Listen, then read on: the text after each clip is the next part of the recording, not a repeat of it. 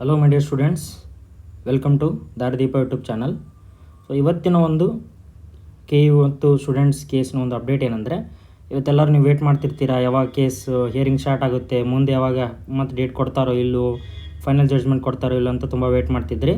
But ಅದ್ರ ಬಗ್ಗೆ ಒಂದು ಚಿಕ್ಕ ಅಪ್ಡೇಟ್ ಇದೆ. ಅದನ್ನ ಹೇಳೋಕ್ಕಿಂತ ಮುಂಚೆ ಲಾಸ್ಟ್ 25 ನವಂಬರ್ಗೆ ಒಂದೇನು ಹಿಯರಿಂಗ್ ಆಗಿತ್ತಲ್ಲ, ಅದೊಂದು ಫೈನಲ್ ಕ್ಲಿಪ್ ಇದೆ, ಅದು ಒಂದು ಸ್ವಲ್ಪ ನೋಡ್ಕೊಂಡು ಬನ್ನಿ.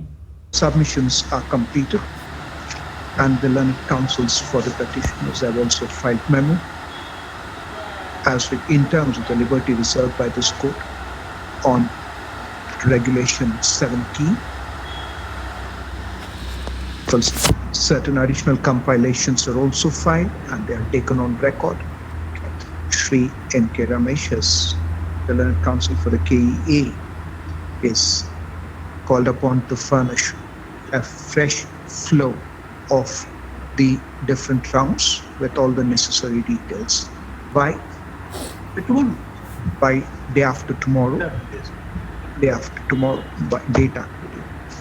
The petitions are reserved tentatively 1st of December.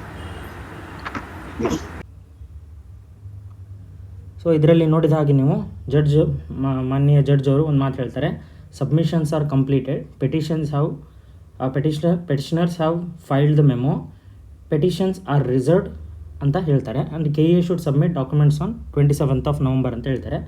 Submissions are completed ಅಂದರೆ ಎರಡೂ ಕಡೆ ಪಟಿಷನರ್ ಮತ್ತು ರೆಸ್ಪಾಂಡೆಂಟ್ ಅಂದರೆ ಸ್ಟೂಡೆಂಟ್ಸ್ ಕಡೆ ಮತ್ತು KEA ಅವ್ರ ಕಡೆದ್ದು ಯಾವುದೇನು ಏನೇ ಒಂದು ಆರ್ಗ್ಯುಮೆಂಟ್ ಇದ್ದರೂ ಅದು ಕಂಪ್ಲೀಟ್ ಆಗಿದೆ, ಇನ್ಯಾವ ಮತ್ತೆ ಮುಂದೆ ಆರ್ಗ್ಯುಮೆಂಟ್ ಉಳಿದಿಲ್ಲ ಅಂತ ಅರ್ಥ.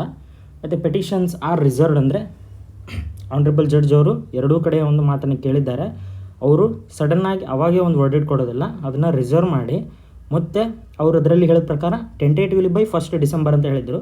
ಅಂದರೆ ಇವತ್ತು ಬರಬೇಕಾಗಿತ್ತು, ಬಟ್ ಇವತ್ತು ಬಂದಿಲ್ಲ. ಈ ವಾರದಲ್ಲಿ ಯಾವಾಗಾದರೂ ಒಂದು ಫೈನಲ್ ಆಗಿ ಜಡ್ಜ್ಮೆಂಟ್ ಬರುತ್ತೆ. ಸೊ 24 ಅಕ್ಟೋಬರಿಂದ ಸ್ಟಾರ್ಟ್ ಆಗಿತ್ತು, ಸುಮಾರು 37 ದಿವಸದ ನಂತರ ಫೈನಲಿ ನಾವು ಈ ವಾರದಲ್ಲಿ ಯಾವಾಗ ಬೇಕಾದ್ರೂ ಒಂದು ರಿಸಲ್ಟನ್ನು ನಾವು ಎಕ್ಸ್ಪೆಕ್ಟ್ ಮಾಡ್ಬೋದು. Thank you for watching the video.